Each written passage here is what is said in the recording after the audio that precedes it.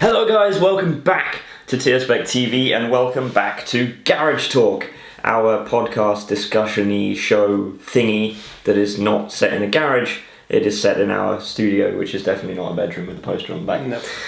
Anyway, we've got a couple of, well, not that many things to talk about in this episode. However, the things we have to talk about are very, very interesting, I would say. And you can probably guess what one of them is. Yeah, I think I know exactly what it is. So, actually, we'll start off with LRO, because just a couple of weeks ago we were at the Land Rover Owners International Show in Peterborough, and awkwardly Nizza just turned up at my house with exactly the same t-shirt on as me, so it looks like we've just been paid to make this whole episode, but no, we just happened to put the same t-shirt on this weekend, the ones we got at LRO. And then I have a Storm Tuning mug with me as well, so this is a product placement episode to the absolute max. Anyway, LRO 2018 was epic, in short, but I wanted to discuss a bit more about the show itself, what the highlights were. So what was the highlights for you? Was there anything that surprised you? Because you didn't go, last time you went was 2016. Yeah. 2018 was the first year you were back. It was about the same as what I remember, except for the spare marketplace, which is way bigger. Like, do you think it was bigger? Secondhand. Yeah, I think it was way bigger. I don't remember it. I thought it was the same. But yeah, I really like that bit. And all the like people coming out to show up the stuff they can do, because most of it you can't find on the internet, but when you go to that tiny little shop, you just have that one bit you need, exactly. You can get them like a website on them and all through that. That was probably the cool if you go online you can get that, particular piece you need, but it's just like you need that one, for the lightweight, you need that one bolt which is so specific that you can't possibly, or even if you spoke to the dealer or something, you wouldn't be able to describe it because it's just the most specific thing. So that's always really nice. But in terms of Tierspec TV's presence at LRO, it was a really big year for us, because in 2016, the last time we both went, we had about 2,000 subscribers, which seems weird to think about. And now we have over 8,000, almost 9,000 actually. I don't think I've checked it this morning, but about 9,000 subscribers now. And we got a huge reception from our fans. We met a lot of you there. We had meetups both Saturday and Sunday, and they both went really well. We had a lot of people coming, and I think there were even some people that were waiting for quite a while that actually turned away because there was like a queue of people waiting. So I apologise massively, or we apologise massively to those who didn't get the chance to meet us. And we'll see what we can do next year in terms of meetups, and think maybe we can come up with a better system. I don't know how that would work, and in future we would love to have an actual stand at LRO once the channel gets to a point where we think that is a good idea, because then we can also sell t-shirts and stickers and whatever things we can, because a lot of you are also asking about hoodies, t-shirts and things like that, as we were wearing. However, we don't sell them at the moment, sadly. But it was an epic show. We got to see Team Synchro Racing's Ultra 4 car finally, which we sponsor, so that was quite weird, because it's like as soon as we arrived it was going around the arena, like the first thing we saw, and I was just like looking for the sticker as it went around. So that was really, really cool. We met up with Storm Tuning, which was nice. Got to have a little look around at remaps in detail. Bowler, that was really, really cool. They weren't there last year, but awesome to have a play around with the bowlers. And thanks to Nathan, who gave us a little talk about the Bulldog we were sat in, which we desperately wanted to buy, and which was actually, because it was actually for sale, so I think we were trying to come up with some way of buying it, but it was £140,000, but it was the right colour as well. It was Tierspec TV green. Met up with Land Rover Photo Album, BJ Prudhomme, and we saw all the different people that were camping there with their special Land Rovers, journeys and histories, and that. What was it, Honda?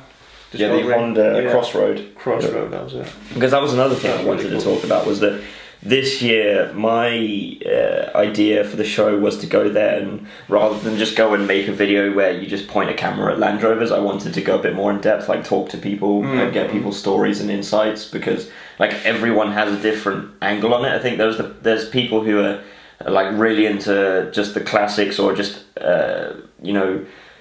whatever, like people at the Series 1 stand might just be really into their Series 1 Land Rover and just keeping it tidy and everything, and then there's people who want to make the most badass off-roading they can, and then there's Bowler, and then there's Ultra 4, and then there's the photographers, there's like everyone all these different kind of people, and then there's the people that, like the ones we spoke to, that travel to ridiculous places in old Land Rovers, which is so cool. So next year I think I would quite like to do the same thing again, just get more of it. Yeah. And I always think every time we go to LRO, I come away from it thinking, like obviously I really enjoyed it, but I'm always thinking, I could have done that better, could have done more of this or whatever, and that's just the way I look at it. But at the same time, that just makes me really excited to go back next year, because I just think about everything we can improve. Yeah. So I'm already really, really excited for next year. Also because to see where the channel will be, because we started out going in 2016 when we were relatively unknown.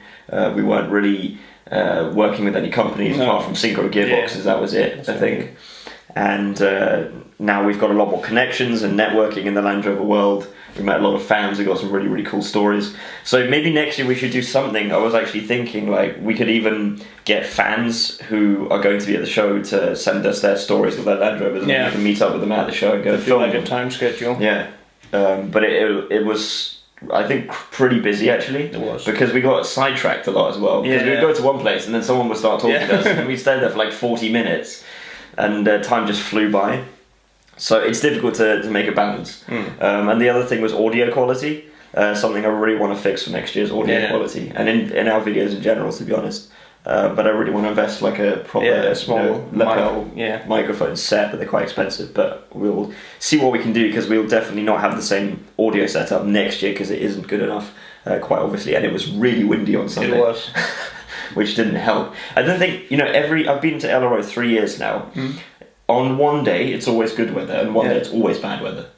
The first year I went, it was cold and wet the first day. The second day it was sunny, the day you were there. Yeah. The next year it was, again, pissing down with rain the first day, and then it was nice on the second day. And then this year it was nice on the first day, and then it was really windy and cold on the second day. So it's really difficult to get the balance. But yes, we will try and improve that for next year. I don't think I had much else to say on that, other than a huge thank you to all of you that made the show so great, and all of you that appeared in the videos we made. And if you have any suggestions for future content at LRO, then let us know. It was also great to meet up Club 86. It was. That was really cool. That was quite awesome as well, and we'd love to do a collab with them in the future, whatever that may be. Anyway, I want to move on to the next topic, which I think you've guessed already. Everybody has guessed it. Everyone has guessed it, probably. Well, it's probably in the title at this point. And that is the brand new Land Rover Defender prototype. Now, I haven't actually discussed this with you at all since it appeared sometime during this week. It suddenly popped up on social media, and like the Land Rover corner of the social media world went mad. I think it was just because obviously most of the pages I follow, or a large proportion of them we follow, are Land Rover related. And it was just like on Instagram, every post, every story, everything was just a picture of this. And it is supposedly the new Land Rover Defender, but obviously it's in its camouflaged prototype form, because they're trying to hide it because it's still in testing and they haven't revealed it yet. However, you get a pretty good idea of the kind of direction they're going in, and although you can't really see the details, so we don't really know what it looks like, you at least get the shape. And like I said, I haven't discussed this with you at all, so I'm really curious to say, or ask before we get into this, what was your initial impressions of that? Actually, I don't know. I don't really think I got that many thoughts on it while it's still in camouflage and all the extra panels on it. Yeah. But more about the mechanical, and the lights will probably be the same as the ones on now. The mirrors, the windows will be that kind of shaped, because they're quite hard to get away. The only thing I really got my attention was the axles. They're not solid axles anymore. They got like the frames coming out. Yeah. So that's a... Well, it's probably also running the aluminium monocoque rather than like a steel ladder chassis, because that's what every other Land Rover is now, and that kind of makes more sense, because like the 5th generation Discovery, it saved, I think it was like 400 kilos lighter than the Discovery 4 because of that. Yeah. So I mean, it makes sense. But yeah, I mean, it was very, very, very, very, very, very Marmite, as we say in English. Like, it was either people loved it or hated it. Yeah. And it was very, very 50-50 and split opinion across social media. My thoughts, like, I'm not going particularly one way or the other. I'm probably leaning towards more positive than negative, because actually, if I'm honest, I think it's more boxy than I was expecting. Yeah. I was expecting something more curvy and sort of aerodynamic, but the one thing I can't get away from, and I'm not saying it's a bad thing, I'm just saying it's what I thought of when I saw it. Doesn't it look like a Discovery 4? It does a bit. I think it looks massively like a Discovery 4. Like the front windscreen, and then just basically everything behind that looks like it could have been taken from a Discovery 4. On the bonnet as well. Yeah. But side panels there with the vent on it. Yeah, yeah. But if that's the actual bonnet as well, it's very like square and angular. If that's the final design, because it is just like a complete flat surface. Like even an old Defender is quite like has its lines in it, and that's just complete like a table, and then it just goes down at the end. Whether that's the final design, we don't know, because that's the other thing, is that it could change quite a bit, and the likelihood is it's probably 90% or something of what the final design. Like they'll make tweaks, but it's probably close to what the final thing is going to look like. And there's so much to talk about here. If we get one of the back, and that was one of the main observations by a lot of people was that, because actually the other thing is that we don't know, this might not be no one says this is a Defender, there's no badge on it or anything, but the chances are it is, because it does say it says 4x4x4, which was like an old Defender slogan, so it's almost certainly the new Defender. But something many people pointed out was that on the back, this part looks like a separate piece of bodywork, and then you can see it's kind of got a straight line there. So a lot of people are saying that that's like a 110 or the equivalent of a 110 double cab pickup, and then that's just like a removable canopy basically. Yeah. And then that would be the pickup section. And did you see Tweaked Automotive did a render of this? Yeah. Without that, I'll put it up on the screen. But Tweaked Automotive basically did their own like Photoshop render of what that would look like as a pickup, because that's what everyone thinks it is. And there's lots of little details, like the back door. If you can, let's get a closer picture. You can't see with all this camouflage really, but there's a door handle there, and I think it's hinged on this side, so it is like an old-fashioned swing-open door. And then there was a picture someone pointed out, and again on Instagram. It's quite difficult to see, but you can see like there, it's like an indent, so it looks like where a license plate would be, but then the license plate gap is there. So I'm wondering whether that might be a mount for a spare wheel. Yeah. It could be where a spare wheel mount thing goes. Because hopefully the spare wheel goes on the outside. Like I hope there's not going to be an undermounted thing or something. It'd be cool if it had it on the back. It'll look sort of Defender G-Wagon light in that way. The rear lights, it's kind of difficult to tell what they resemble, whether that's just a square. Yeah, they look a bit like the new Bel Air ones, the Range Rover ones. They're quite square. Yeah. And then at the front, the other thing I found interesting at the front is I think the headlights, they look like they've got a circular design in them. So whether that's like a reference to the Defender as well, I think that was quite interesting. And then there's obviously a grille here, but you can't really see much of that. And then this is all covered up. Yeah. And then the other thing, I don't know what this is like a separate. I don't know if that's just part of the camouflage, but you see on the top part of the door, there's like another sort of block that sticks out. I don't know what that is. It reminds a bit of the Range Rover Classic. They also had that bulge on top before the window came. But one thing I'm really curious about is the terrain response system, how it's going to look inside. If you're going to have the same terrain response system as the new ones have, then it's going to be unbeatable in off-road. How cool this one's got road tyres on it, but if you stuck some beefier or all-terrains or something on it, and then I don't know if it's going to have air suspension or not, because it looks like it should be able to go higher. It doesn't look that tall there. I mean, it's obviously got quite a bit of ground clearance, but like no more, like maybe a bit more than a Range Rover or something, but hopefully it's going to have even more ground clearance. And I mean, like you say, I think it will be an absolute monster off-road if it's got the tech of the modern Range Rovers and Discoveries and that, and then it's got old-fashioned ruggedness combined with that. It should be really, really good off-road. We got another shot of the headlights, kind of circular, and again the headlights look quite square, because I was kind of expecting them. Obviously with any car manufacturer you get design language, so you can see in the same way that you can see that your sister is your sister because you're related, or you're related. You're like, oh, that's your dad because you can see a resemblance. It's like in a car manufacturer, you see, oh, that's a BMW, that's a Mercedes, because it's just like got that face on it. Yeah. And the same with Land Rover, and that's the way it is. Even though everyone says they look the same, it's design language. That's the way the world works, or the car world works. But I was kind of expecting them to maybe, take bits from other Land Rovers, because that's what companies do, because it saves cost.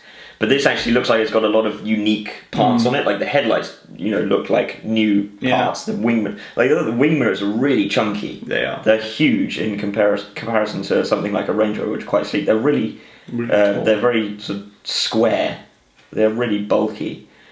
So, I mean, I'm not making too much judgment now. I'm feeling fairly positive.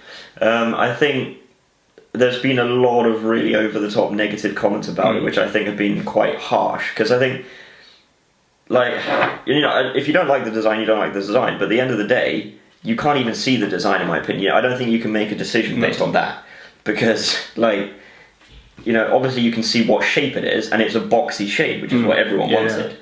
And it's, at the end of the day, I think it's going to be, Land Rover what people want is basically, whenever Land Rover unveil this Defender and they pull the covers off at whatever event they do it at, basically what everyone wants is for Land Rover to pull the covers off, and then there's just a pile of rust in the shape of a Defender, and they'll all go, that's the new Defender, and then, it's not going to happen, because it's not going to be something with a steel ladder chassis that rusts in 5 minutes, doesn't have any heating, has body panels which are this thick, doesn't have airbags, and it's got to be more modern than that. At the end of the day, as much as we love the Defender, it isn't going to come back in the same form. I think people who expect anything different are being unrealistic, and I think actually people should be quite positive about the fact that this is so boxy. Yeah. Because in a way I wasn't expecting that. So, and presumably there's going to be a short wheelbase as well. So if we went to this and then we just imagined, a two-door version, that would be quite interesting as well. And again, it could be fantastic off-road, or almost certainly will be. It's got quite bulky arches as well. Yeah. You look at it, you can't really see the curve because of the camo, but they actually stick out quite a bit if you look at that. Yeah. So this is, something to look forward to. When it's coming, we don't know. Probably sometime next year. Although Land Rover Photo Album, who we spoke to earlier, he pointed out on Instagram the other day that I think at the beginning of this year, Land Rover said that this year was going to showcase the past, the present, and the future of Land Rover. And the past was that Series 1 that was one of the first Series 1s which they dug up somewhere and then they're going to restore it or something like that. That was the past. And then the present was the 70th anniversary Works Defender. Yeah. That was their thing for that. And then everyone is saying, well, the unveiling of this is going to be the future. So are we going to see it by the end of the year, is the question. So what is their thing that they haven't shown us yet, or what they not telling us about the future, and whether it's this.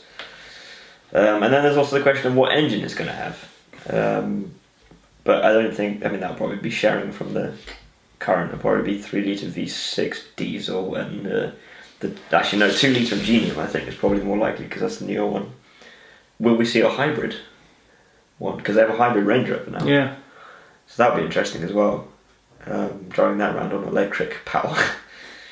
Let us know your thoughts down in the comment section below, what you think this will be like. And obviously we can talk forever about what to expect. And like you say, I'm really curious to see the interior. Yeah. As much as I am to see the exterior. I'm just trying to kind of picture it without all that camouflage on. Yeah. There might be a place for a winch down there as well. Oh, that could be. I hadn't noticed that. It's quite a big gap there. Yeah, there's just a hole into it. Ah. I like it. It looks utilitarian and big and angry and bulky. Yeah. And then imagine if we get an SVX version of that, or an SVR version of that. That would be cool. Like that Discovery SVX they did, the 5-litre V8. Yeah.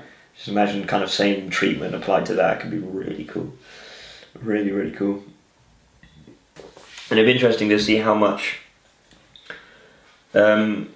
variation there is from base model to whether it goes up to a more luxurious one, or whether it's just rugged all the way through, and what the price range is as well. I think it's a big concern for a lot of people is that the people that want to buy this for using on a farm, for example, it's going to be too expensive. Because if the price is also too big, you don't want to scratch it. It's going to be like a Range Rover to drive around in a farm. Yeah, you want it to be cheap, to be rugged and cheap and reliable and so on. So yeah, how many variations we see as well. You know, if there's going to be, there'll probably be a short wheelbase and a long wheelbase. Whether that will be called 90 and 110, we don't know.